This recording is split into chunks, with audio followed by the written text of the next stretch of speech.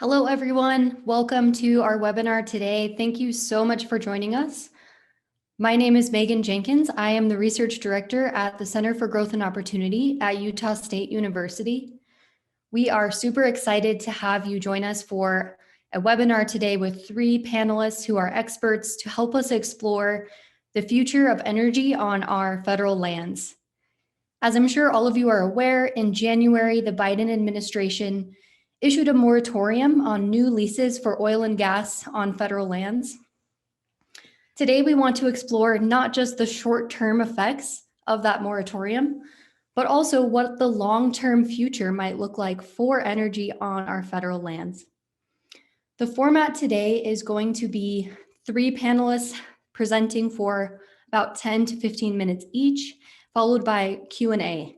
So please have your questions in mind. Please drop them in the Q&A along the bottom of your screen. You'll see there the Q&A section. Please don't drop them in the chat because I don't want to miss any of your great questions. And we'll get to as many of them as we can. Our first panelist today will be Tate Watkins. Tate is a research fellow at the Property and Environment Research Center. Tate will be followed by Eric Edwards. Eric is a professor at North Carolina State University. And last but certainly not least, we'll hear from Eli Dourado. Eli is a senior research fellow at the Center for Growth and Opportunity.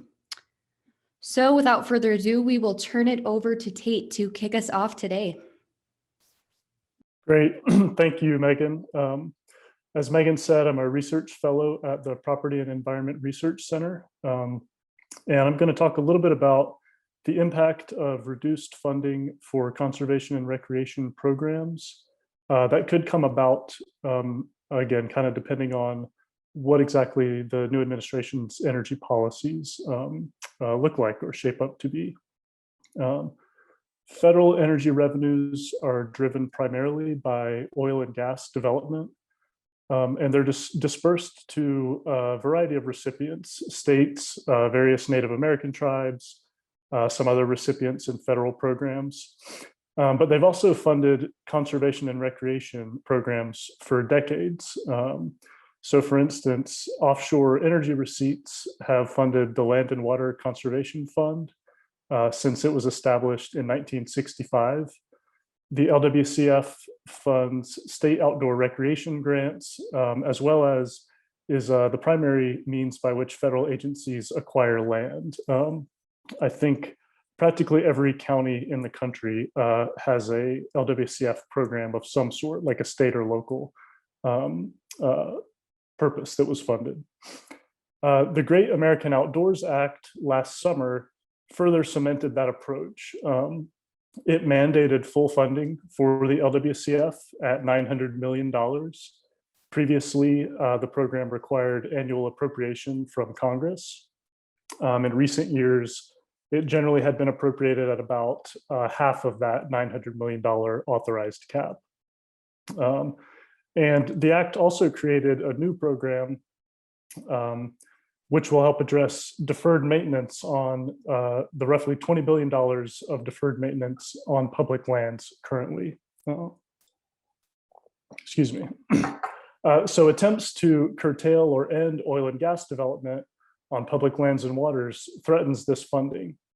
So just to look at last year briefly, that new deferred maintenance program I mentioned barely actually just kind of cleared the threshold to receive full funding in that year. Or I guess I should say federal energy revenues in total cleared that threshold, kind of because the way that program is essentially in line after states and some of those other recipients, there was just enough money to get it full funding. And that was because there was a substantial dip in federal energy revenues last year. It was about 30%, about $3.5 billion total. So, you could say on the one hand, 2020 was like a one-off. Obviously, it was anything but a normal year, and that obviously affected the energy sector. But on the other hand, policy aims to restrict or ban fossil fuel development potentially on federal lands could wind up with a significant hit to revenues that might, in comparison, make last year's decline look relatively small. And if that were to happen, it could possibly threaten funding for that new deferred maintenance program, or eventually even the LWCF. So the effects of any policy to restrict or ban oil and gas development are definitely going to depend on the details. Those are, kind of remain to be seen, obviously, but it's also likely there wouldn't be an immediate impact because existing leases would probably continue to produce even if new leasing, say, were to be stopped. But just to have one point to compare there, there's one estimate by a trade group that if new offshore drilling were banned, that would reduce average revenues from offshore receipts by 60% by 2040. So, that's over a couple of decades, but that would be a drop estimated from about $7 billion to $2.7 billion. So more than half in terms of the decline. If the current energy revenues that are funding, lots of recipients as well as conservation and recreation programs, if those become an unreliable source of funding for those purposes, then what are some of the alternatives out there maybe? You might say that renewables could fill that gap. And obviously renewables are a priority of this administration. We'll hear a little bit more about renewables a little later today, I think. And that might be the case eventually. Wind and solar and other sources could potentially fill that gap that oil and gas are producing now. But I think it's probably debatable, or would at least depend on the details for sure. And maybe more so would depend on timing. And I think even looking at some of the federal agencies' own projections, that the potential to fill that gap might be a long way off. So just to look at one data point there, federal wind leases generated about $400 million in federal revenues in 2019. That was kind of a high watermark for wind revenues. And that year, oil and gas generated, I think, something like $8 billion. So again, we're talking about a pretty big gap that might potentially have to be filled. But I would say there's actually a better alternative regardless, and that's that recreationists could step up and fund these programs directly. User-based funding models can reliably fund these types of conservation and recreation programs over the long run, which I think is that kind of long-standing timeline is the one thing to focus on, at least. And again, I'd say that's regardless of energy source, whether it's oil and gas now or renewables in the future. So a few of the advantages that we kind of think about with recreationists providing dedicated funding. For one thing, there would be, you could imagine a system where there's no there's no mandated ceiling on funding as you have with like the LWCF currently. So a state parallel there to look at are revenues from hunting and fishing licenses. Those revenues have grown steadily for decades. They now provide about $1.5 billion to state agencies each year, and that money is dedicated to fish and wildlife conservation. So that's even a good bit more than a fully funded LWCF will provide now at $900 million. And if that funding were somehow linked to demand, then growth in the recreation economy is going to mean more resources to pour into federal recreation programs and management. Another thing I think that's important just to highlight is the outdoor recreation economy is pretty healthy and growing by many measures. There's actually been some record visitation, if you look, say, at national parks, even kind of in the wake of the pandemic or during the pandemic with people getting outdoors. But the Bureau of Economic Analysis, in its latest estimate, estimates that the outdoor rec sector adds about $460 billion in GDP to the economy. So that's about 2% of total GDP. If you could somehow, slice off a little bit of that to power some of these programs, you'd easily say, relatively easily in like a share terms, have $900 million comparable to the current LWCF, say. And then one last advantage I'll just point to that I think is maybe overlooked sometimes is that a user-based funding model could also create a constituency who's bringing dedicated funding to these conservation and recreation programs. I think that would give that constituency great incentive, but also ability to hold policymakers and federal land managers accountable for the way that they use those funds and just the decisions they make about how to steward public lands generally. So you'll hear sometimes some segments of the outdoor recreation industry that are not related to fishing and hunting will kind of lament the clout or the kind of perceived clout that hunters and anglers have when it comes to certain issues. Probably the most prominent one is kind of a critique that with that state funding I mentioned, state agencies often kind of defer to, or a lot of their programming is aimed toward fish and game species as opposed to, say, non-game species. And I think, that's a product of those groups contributing dedicated funding, bringing substantial funds to the table, and maybe having a little bit more sway over decisions. So I'll just mention that, we at PERC, we don't claim to have like a comprehensive, really detailed scheme for an exact user-based system that might tomorrow replace energy revenues to fund these programs. But we do think it's time that policymakers, along with conservationists and recreationists, should kind of sit down and start to think more seriously and even explore some of these alternatives. So maybe we can talk a little bit more in detail about that in a little bit, but I'll stop there for now, and thank you.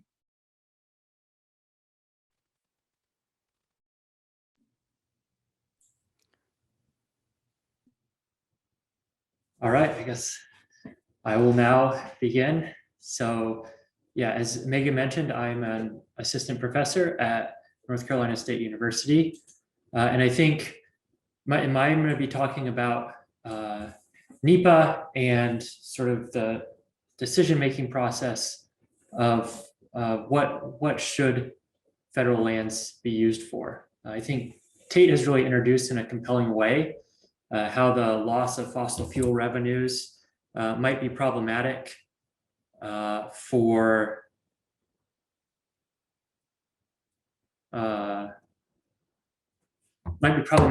outdoor recreation. And this is an excellent example of a concept I teach about in my economics courses, which is opportunity cost.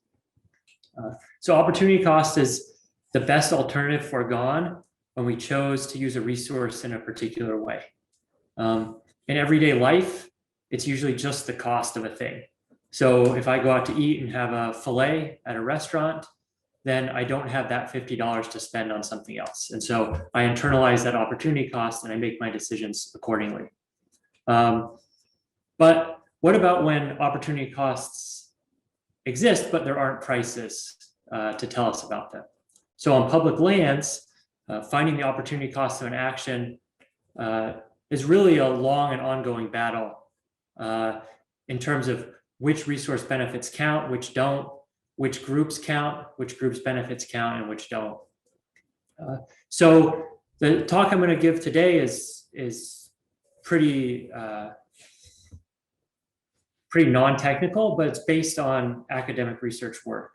I've written about the effect of Nepa, which on federal government ownership of oil and gas production under the BLM. The organization, I've written about the organization and budgeting of the national parks from the National Park Service, investment and constraints on American Indian reservations, which are also public lands in some ways.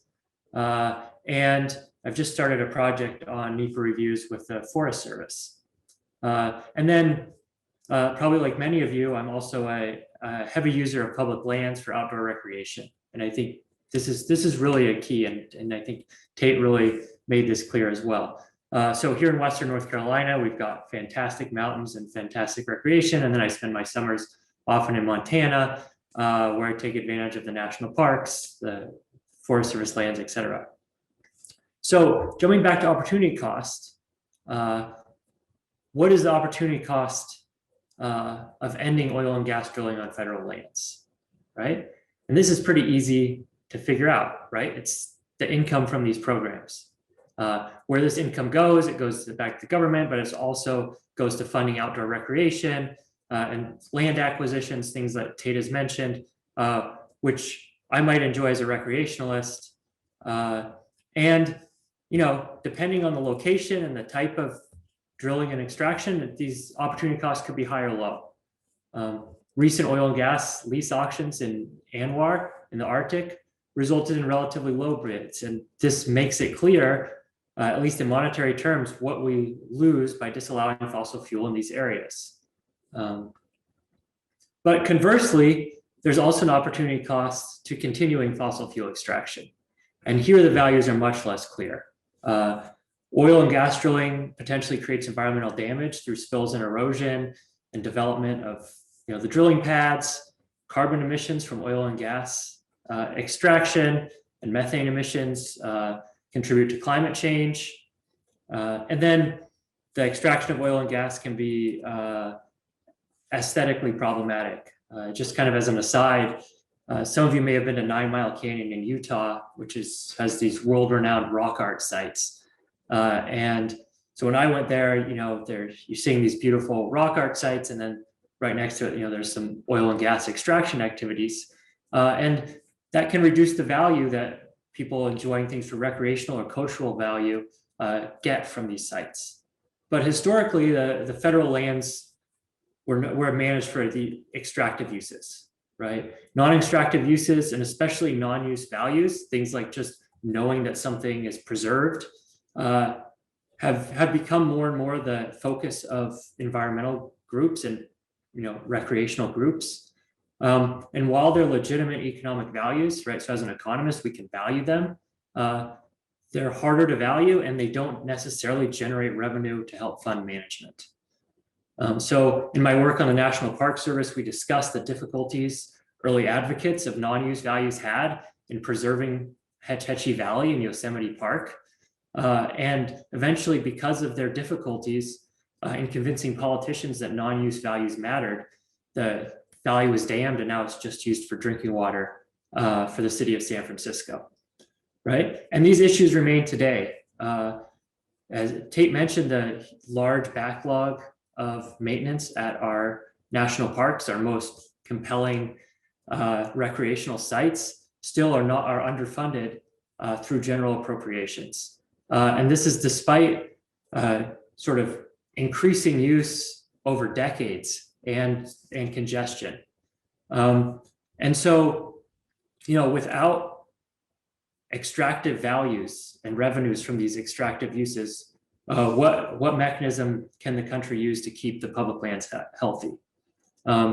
Maintaining public investment in public lands is going to be an ongoing political challenge, and especially without oil and gas in Western states, where powerful conservative senators are going to be skeptical of non-extractive values and recreational values to some extent.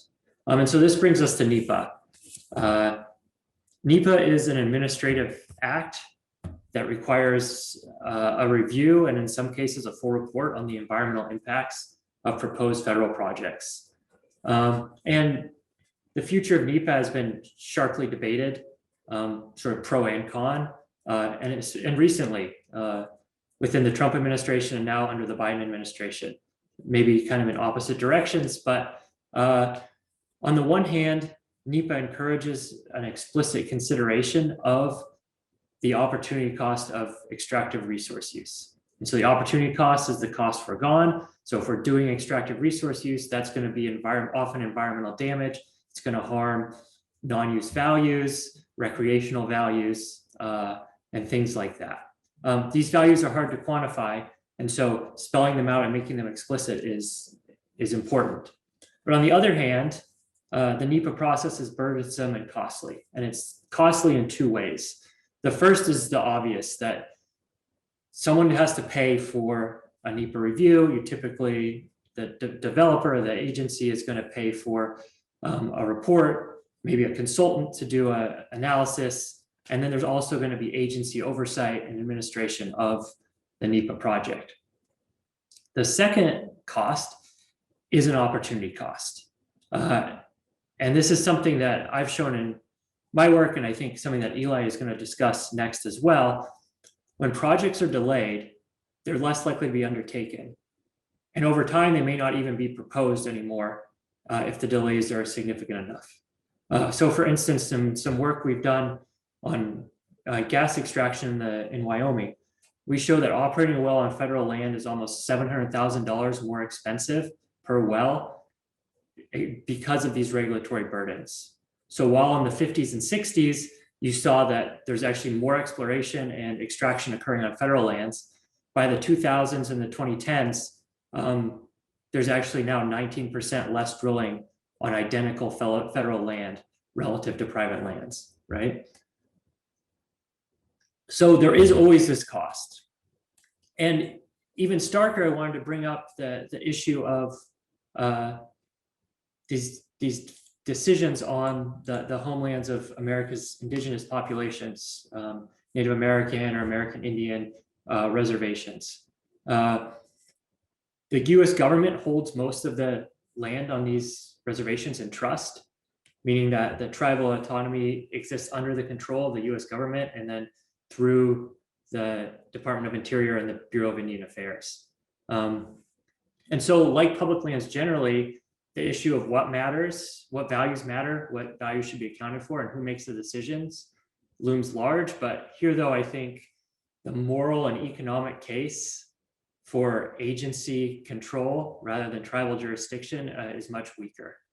And you can imagine the opportunity cost of reservations who have already have difficulties accessing capital and in some areas lack basic services like medical care and running water that are linked exactly to agency oversight and control in this trust relationship, as well as a history of discrimination, really brings us up the question of should Nepa or bans on oil and gas extraction apply to these types of lands. So, you know, I was asked to talk about the future of energy extraction, and I think I've mostly set up what I think are going to be the sort of the framework of future debates.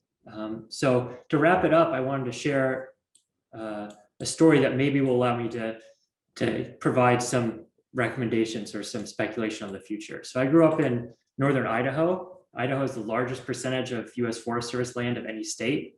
And my grandfather actually moved to Idaho, got a degree in forestry and worked as a logger starting prior to World War II and throughout most of his life. And so, you know, you can imagine that from World War II through the 90s, there are some pretty dramatic changes. And the town my dad grew up in, Coeur d'Alene, transitioned from a logging town with multiple sawmills to a tourist town and now a kind of a tech town. The lakeside sawmills became condos and golf courses, and the town and the residents have become richer over time. Now, my grandfather was never comfortable with these changes. He was never happy that this had happened. And there were other towns in Idaho that didn't fare the same as Coeur d'Alene. But I think in retrospect and thinking as an economist, these changes were, you know, inevitable economically. You know, there's no changing them. And I think the same is true for energy on the energy transition on public lands. The world's transitioning away from fossil fuels. And, you know, I don't know if it's going to be a decade or 3 decades or what, but the economics of extraction on public lands are not going to exist in the future. This doesn't mean that people like my grandfather are going to be happy with this change, but I think it is inevitable. So I don't think we should learn the wrong lessons from this transition.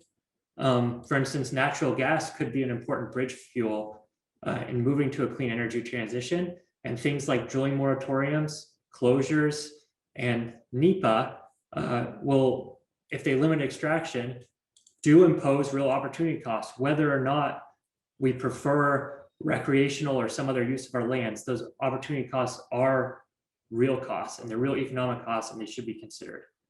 And so sort of I wanted to put together, just real quick to wrap up, a list of sort of recommendations that I would come up with. And so the first is that economists in general just hate things like uniform bans, right? they may be more palatable politically and supportable, but they're difficult from a marginal benefit and cost perspective, because there's always going to be certain projects that just make sense, that should be done. So I would suggest no uniform bans, but do account for the true environmental cost of energy extraction. If there's costs in terms of the carbon and things like that, account for that when you're doing the analysis. Second, in terms of Nepa and the work I've done in Nepa, find ways to ensure the environmental values are considered and brought forward in Nepa, while trying not to impose long delays. And this could mean, a higher level effort to fund more federal support for conducting Nepa reviews faster, other different activities to support Nepa analyses without these long delayed costs, which impose opportunity costs. And finally, I think back to sort of the issue of my grandfather, it's going to be a politically difficult transition. And there may be reason to consider compensation or other funding mechanisms, exactly as Tate has suggested, to deal with some of these reductions, what are really distributional consequences of the lack of oil and gas extraction on federal lands. So with that, I will wrap up and turn it over to Eli. Well, thanks, Eric, and thank you, Megan, for organizing this, and to my co-panelists for a great discussion so far. I'm Eli Dourado. I'm a senior research fellow at the Center for Growth and Opportunity. And I have a very specific policy issue I want to talk about relating to energy on federal lands. But first, I want to give a little background on some energy technology that I think is going to be an absolute game changer in the next decade and beyond.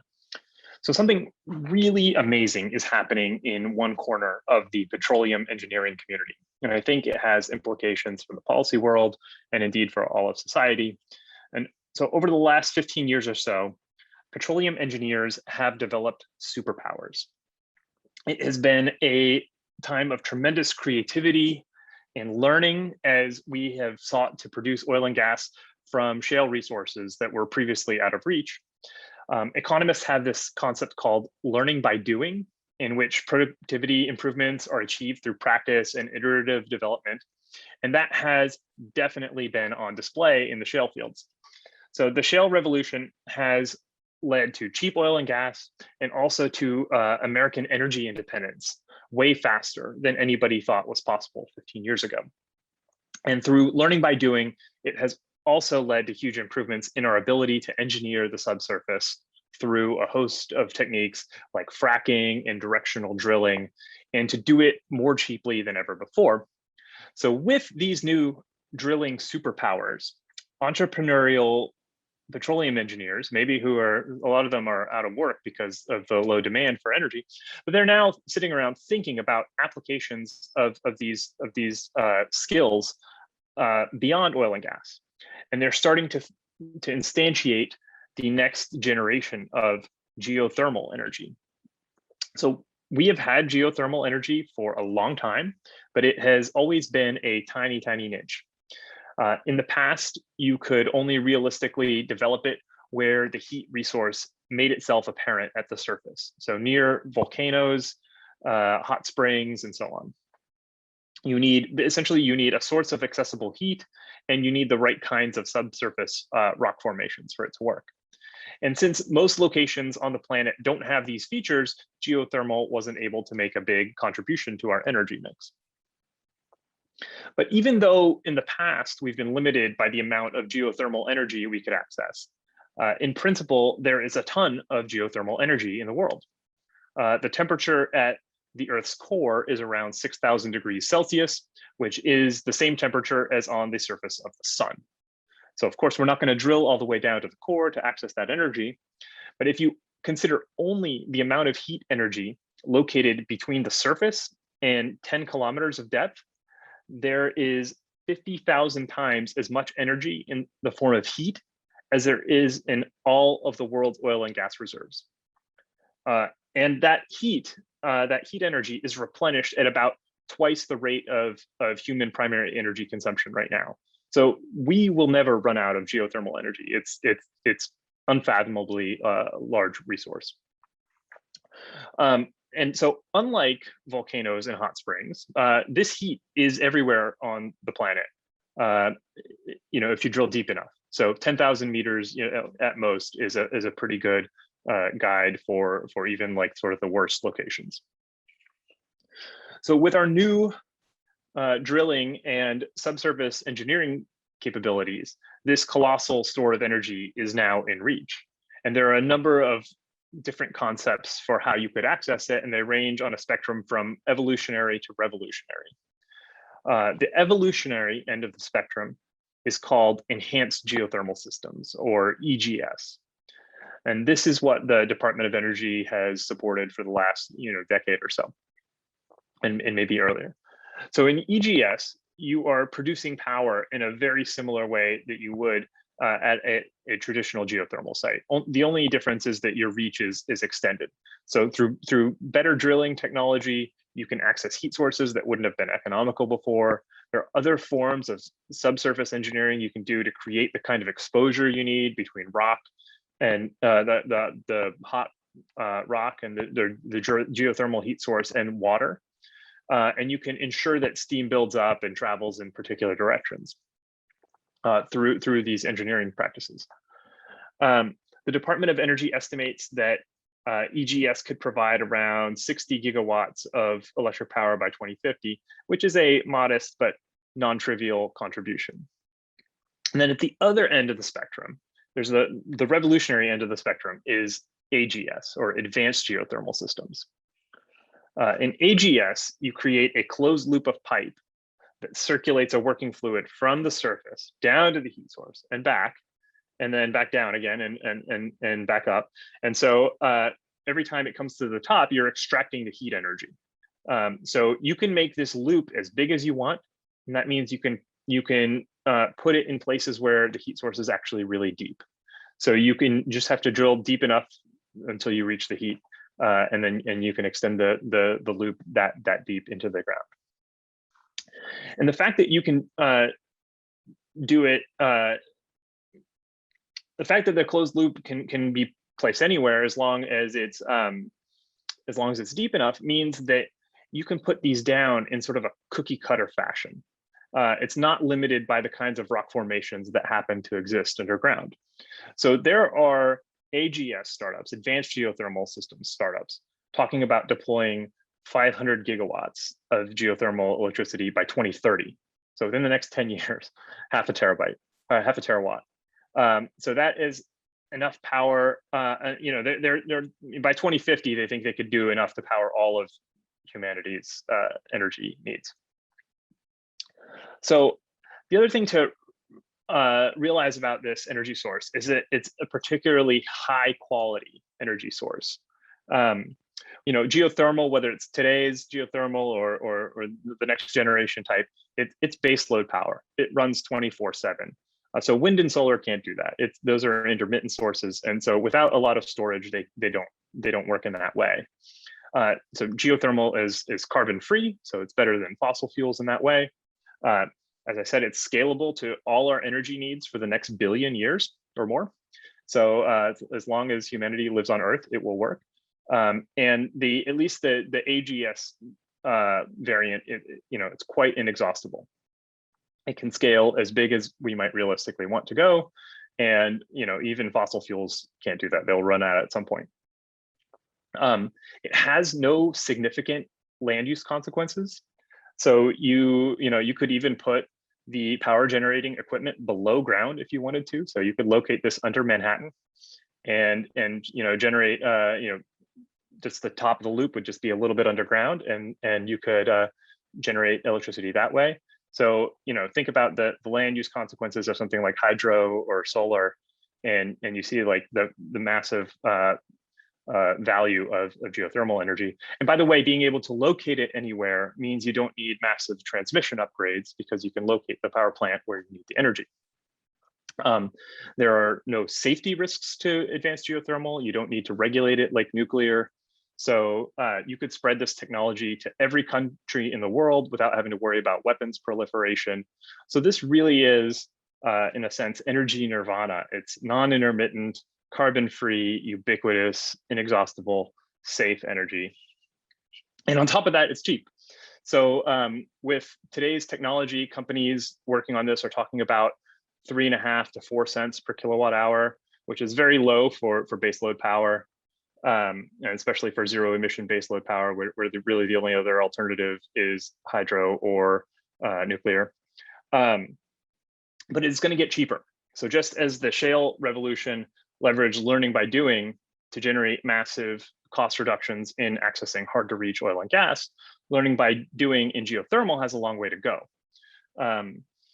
The shale revolution brought us polycrystalline diamond compact drill bits, for instance, and the geothermal revolution is going to bring us high temperature electronics integrated into drilling equipment, high temperature monodiameter casings, turbines optimized for working fluids like supercritical CO2, and much more.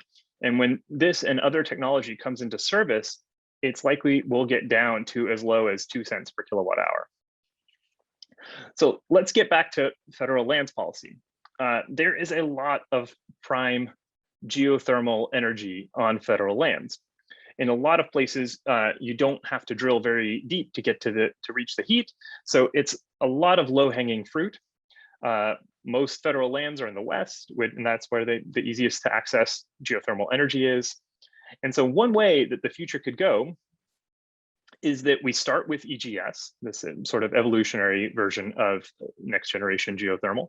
And we start with this low-hanging fruit energy, the land where the heat is closer to the subsurface or to the surface.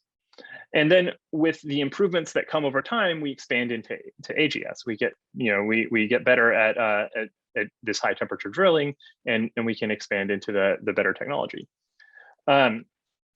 So if that's the case, then it's imperative that we get started right away and have access to federal lands for doing geothermal projects. And you'd think the government would be, especially the Biden administration, would be very excited about these next generation geothermal opportunities on federal lands, and they probably are actually very supportive, but they are actually very limited in what they can do in the short run because of environmental review requirements under Nepa that Eric talked about. What's interesting is that there is a provision of law called Section 390 that passed in the Energy Policy Act in 2005.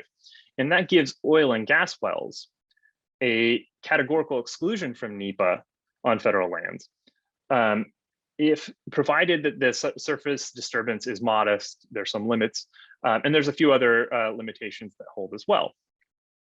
So the reality right now is that since 2005, if you want to drill a well on federal land to explore for oil and gas, it takes about 2 weeks to get approval from BLM. And if you want to drill the exact same well for geothermal, it can take 2 years or more to get approval, because you would have to do an environmental assessment, and the Bureau of Land Management would have to shepherd it through the NEPA process, and that takes a long time. So this is a terrible double standard. Dirty energy on federal land, approval in 2 weeks. Clean energy using the exact same well on federal lands, approval in about 2 years. So how do we fix it? The committees in Congress are actually aware of this issue, and there are some members and staffers who want to create legislative parity between oil and gas and geothermal.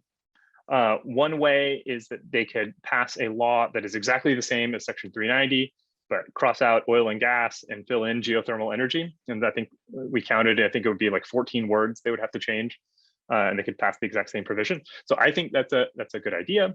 But there are others in Congress who don't like the idea of a legislative categorical exclusion, and they would rather that BLM go through their own rulemaking process to create a similar NEPA exclusion as what exists for oil and gas. So that could work out as well in the end if we do it, relatively urgently. So as a compromise, attached to the omnibus bill that passed in December, the committees asked BLM to report back to them whether it's a good idea to give geothermal the same treatment, the same favorable treatment as oil and gas. And they just left it at that, and there's no guarantee of how things will go after BLM reports back. Presumably BLM will say, yes, that's a good idea. So that report is due back to Congress in 2.5 weeks. So we will see what it says. And we will see if Congress decides to act, decides to, given that BLM says it's a good idea, should we pass a law that does that? Or if it punts back to BLM and says, given that you said it was a good idea, now go and do a rulemaking to give geothermal energy a chance on federal land. And if so, we'll see how long that rulemaking takes. So I think this is a very important issue. The shale revolution has been underrated by a lot of people. It has been one of the few bright spots in our economy the last 10 years. And I think it wouldn't have happened without policy support, including Section 390 and other provisions in the 2005 Act.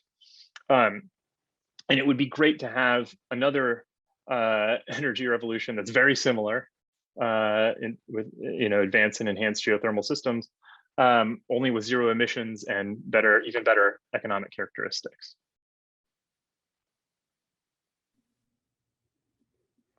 Thank you so much, Eli, Eric, and Tate, for some great conversation, for sharing your thoughts and your expertise with us. We have some great questions coming in the Q&A. Let's start with our first question. What role should citizen voice play in determining what developments happen on federal lands? Is it possible to incorporate public participation without also creating a vetocracy or anti-commons? That question is for all panelists. If anyone wants to hop in, please feel free.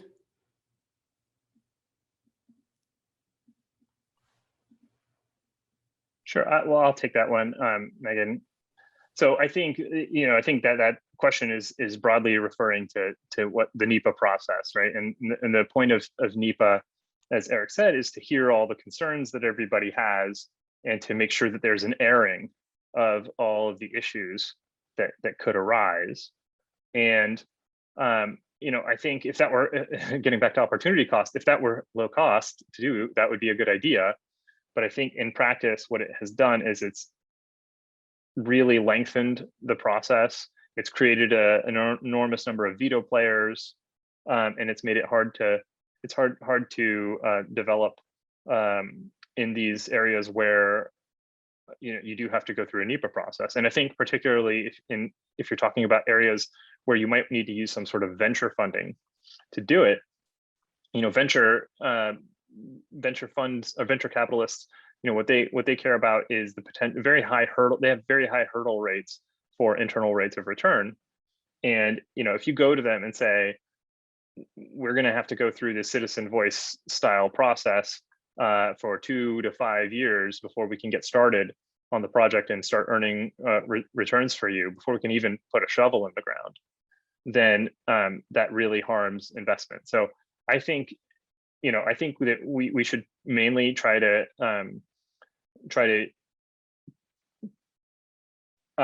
concentrate our citizen voice as much as possible in elections. And so we have elections where we elect policymakers that reflect our values. And if we have an issue, we can write to them. And rather than trying to bring citizens into every single decision that the federal government is trying to make. Thanks, Eli. Next question is for Eric, but Eli, you may have some thoughts as well. What is your outlook on NEPA reform for the next 5 to 10 years?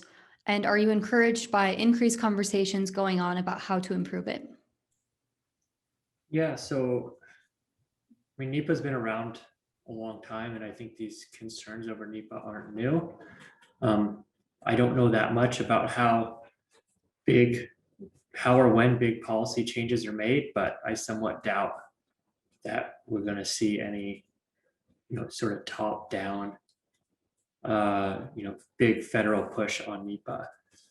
What I would suggest is that maybe within agencies, there might be best practices or ways to sort of look at how and when NEPA reviews become long and difficult, and when they are effectively managed, and to push those. I know Eli and I were discussing sort of some blanket approvals. For instance, there are some approvals for smaller oil and gas wells, and things of that nature that may be in it. So I think to answer the question, like, I think there are practical ways, and I think agencies are becoming more aware and trying to address some of these shortcomings of NEPA, but I don't see like a big federal push to change legislation or anything like that.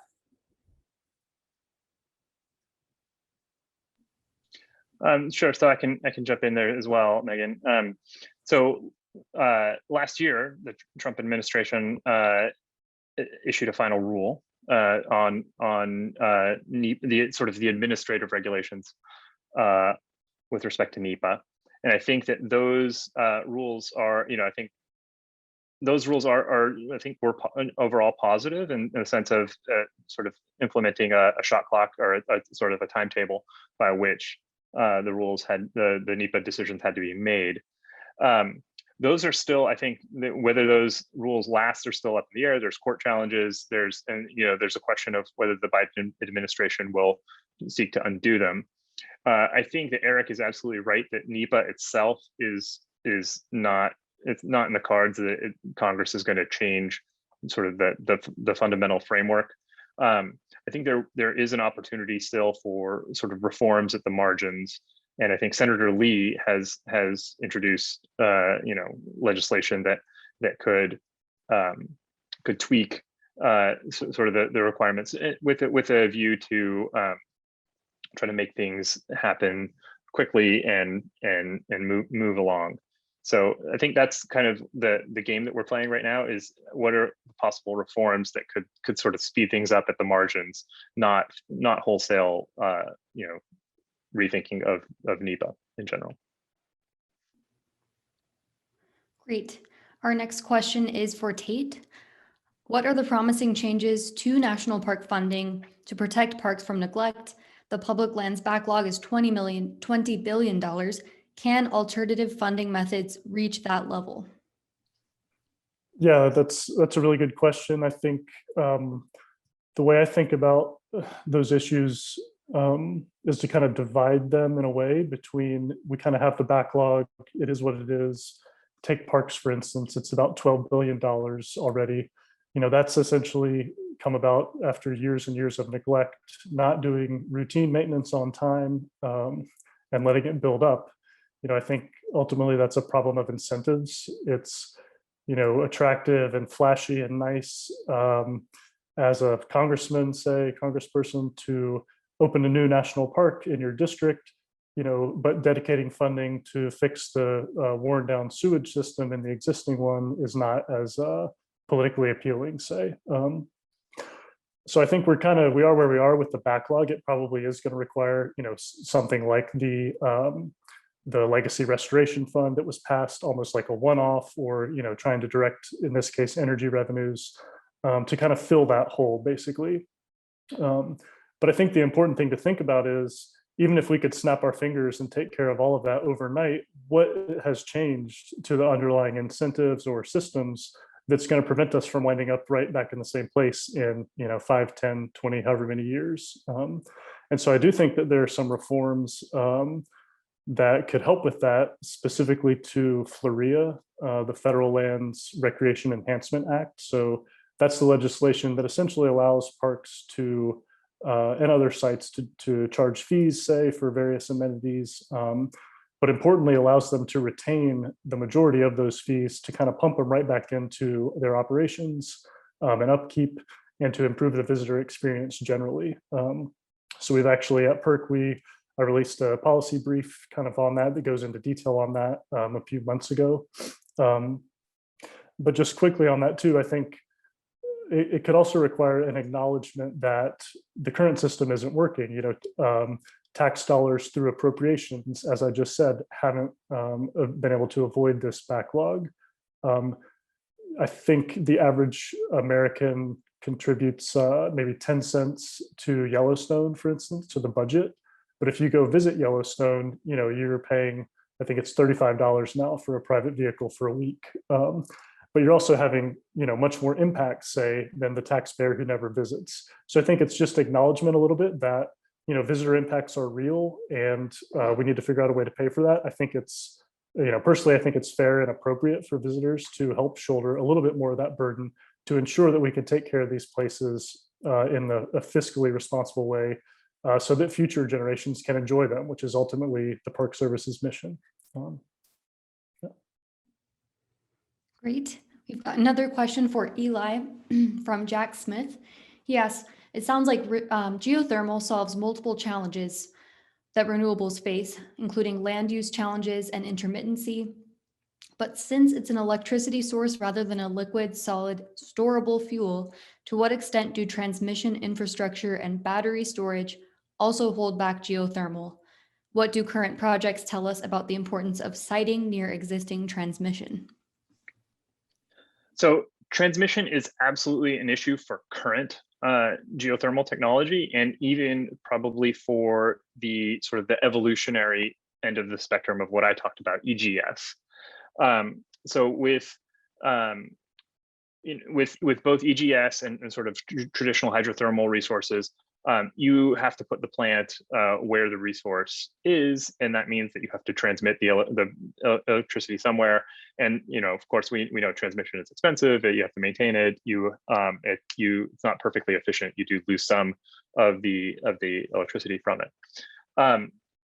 Interestingly, I don't think this is a major problem for AGS, the more advanced version of next generation geothermal systems, because you can site them anywhere you want. So you could put multiple advanced geothermal wells just right outside every major city, or maybe right underneath every major city, and then you don't have to transmit it very far.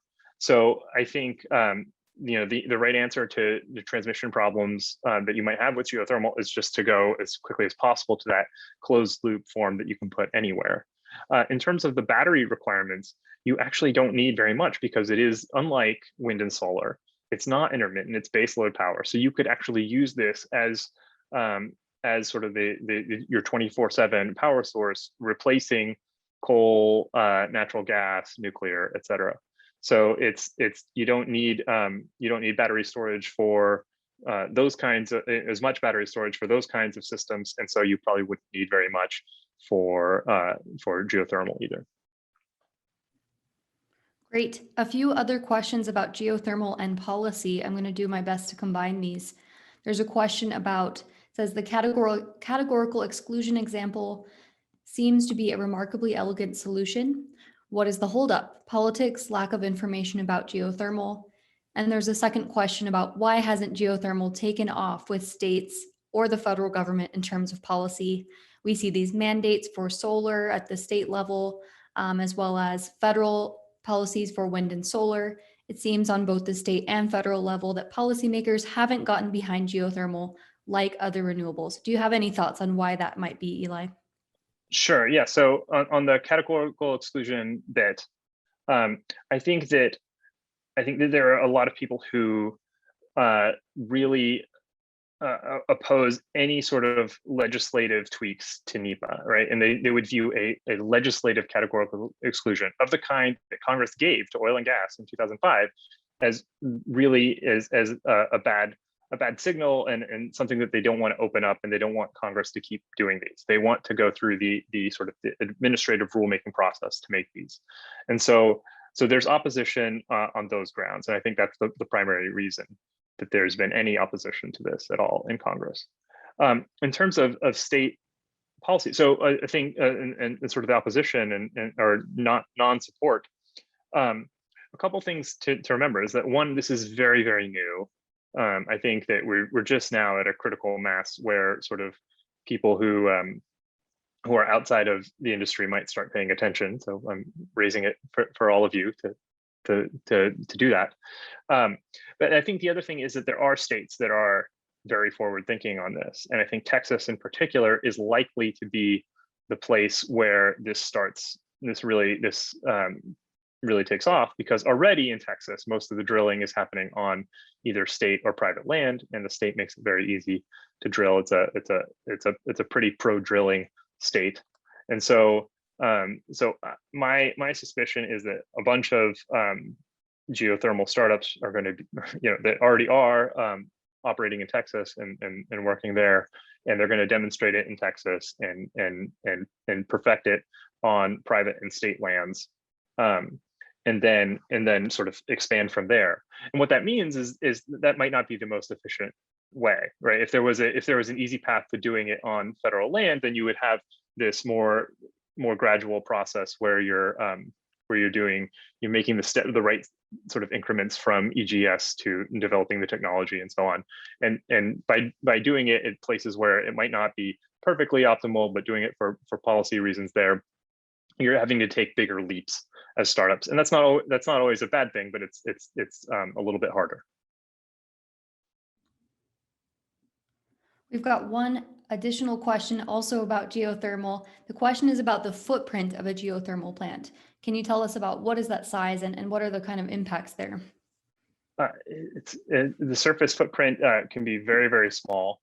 Sort of these closed loop. And so I think the exclusion in section 390 is something like half an acre disturbance at the surface for the oil and gas wells, and geothermal would fit well inside that. That's sort of like all the equipment while they're drilling. So it's really just a small it's a turbine at the top that converts the hot fluid to slightly colder fluid and pulls out converts the excess heat to electricity. So it can be pretty small footprints at the top. What I've seen from the people talking about advanced geothermal systems is that it's probably a 10 megawatt production per well. So it's not a massive facility. It's pretty small. Great. Another question for Tate, but all panelists are welcome, of course, to chime in. Tate, you mentioned that revenues for wind and solar are not on the scale of revenues from oil and gas. We've seen ambitious commitments to scale up those energy sources. If we're potentially able to scale up geothermal as well, what do you think are what is the potential for conservation funding to come from those renewable sources? Yeah, I mean, kind of as I alluded to in my brief talk, even if, say, renewables scaled up quickly and those federal energy revenues, let's say they produce double what oil and gas produce now, that would be a great windfall in some ways, but I still think that there would be some advantages to having recreationists shoulder more of a direct support for those programs. And again, a lot of it goes back to, I think, just that feedback of just making preferences known and potentially having some more clout in the way that federal lands are managed, or at least the recreation programs and kind of the recreation component of multiple use, say, on federal lands. And I mentioned hunting and fishing licenses on the state level. There's not really a great federal parallel there, but I think those are the types of things that some creative solutions could maybe come up with some sort of system. We think and talk a lot about national parks and kind of the big, like with your posters, Megan, like the big destination parks. But I think there are about 150 million recreation visits to national forests every year. Those visitors are not generally paying anything unless they're renting a cabin or a campsite. I mean, I go hike a lot on national forest lands, and I would honestly be happy to pay just to go hiking with some sort of annual recreation pass of some sort, say, if I knew that it were being directly fed back into maintaining and improving and supporting those lands, and again, trying to avoid new backlogs from building up and that sort of thing. I think there's difficulties like legislatively or legally with a system like that one I just mentioned, but again, I think it's a perfect time to be thinking about these issues and exploring creative solutions. Great, thank you, Tate. Thank you to all of our panelists and to our attendees for joining us and spending this past hour discussing this topic. We will continue to host events like this on timely energy and environment issues, and we'll keep you all updated on those. But thanks again for joining us, and please enjoy the rest of your day.